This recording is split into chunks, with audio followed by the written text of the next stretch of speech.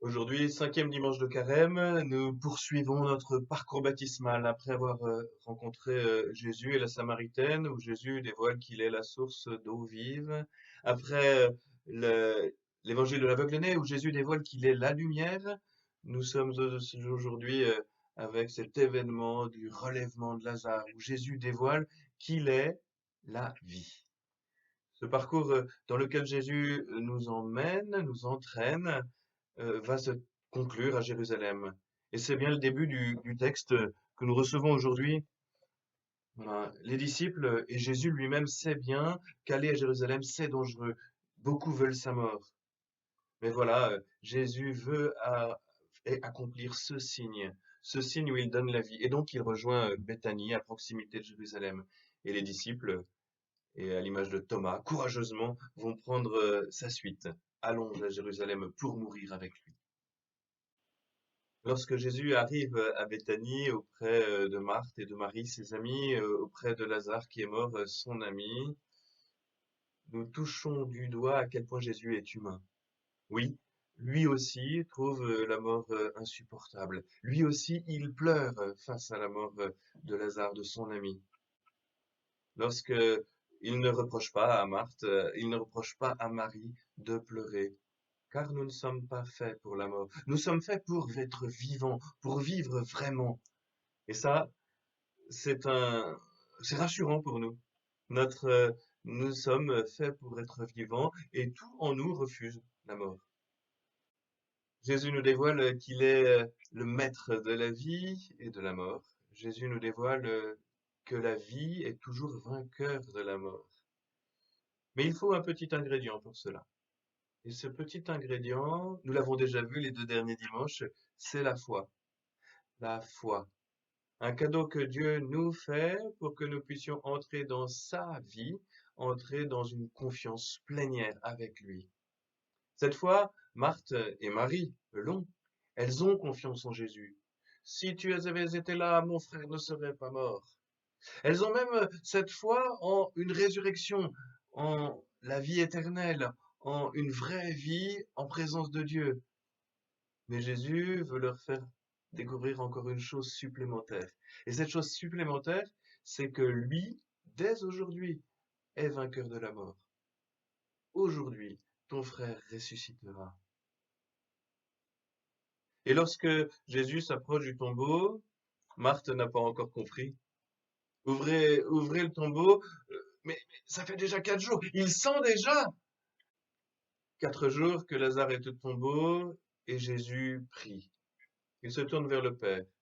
Et nous entendons cette prière. C'est une des rares fois où nous entendons Jésus vraiment prier. Jésus prie, et c'est une prière de confiance. Père, je te prie, mais je sais bien que tu m'exauces toujours.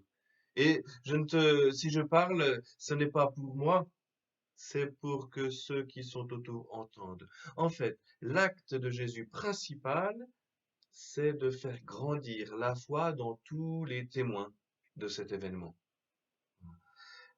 Marthe et Marie avaient la foi pour commencer, mais c'était encore une graine de foi, un germe de foi. Et Jésus est là comme le jardinier qui cultive cette foi pour la faire grandir. Voilà. Et entre le début du texte et la fin du texte, on ne parle plus de la même réalité.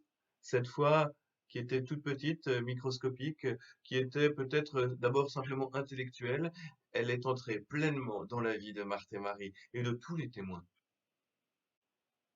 Vendredi, notre pape nous rappelait que le début de la foi, c'est de savoir qu'on a besoin de salut. Le début de la foi, c'est de savoir qu'on a besoin de salut. Marthe et Marie en étaient conscientes. Elles avaient besoin d'un salut. Notre frère ne serait pas mort si tu avais été là. Et elles acceptent de laisser entrer Jésus dans leur vie. Il y a un tout petit germe de foi. Et Jésus, tel un bon jardinier, va en prendre soin. Il va arroser ce germe qui va croître par sa parole et par ce grand signe du relèvement de Lazare.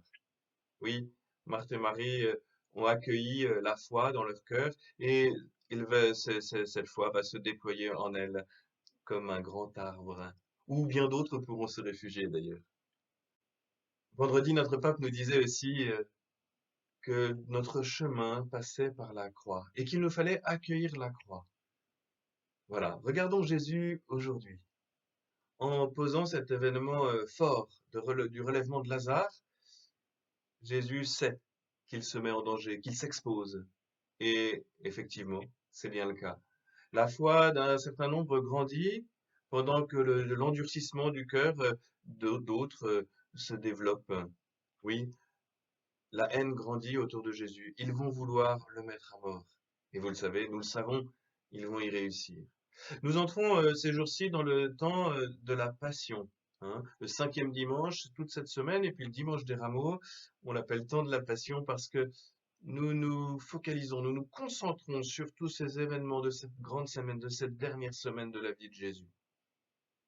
Alors, profitons de ce temps qui nous est donné pour suivre Jésus, pour le laisser faire grandir en nous la foi, pour entrer à sa suite dans un portement de croix, dans une accueillons nos croix.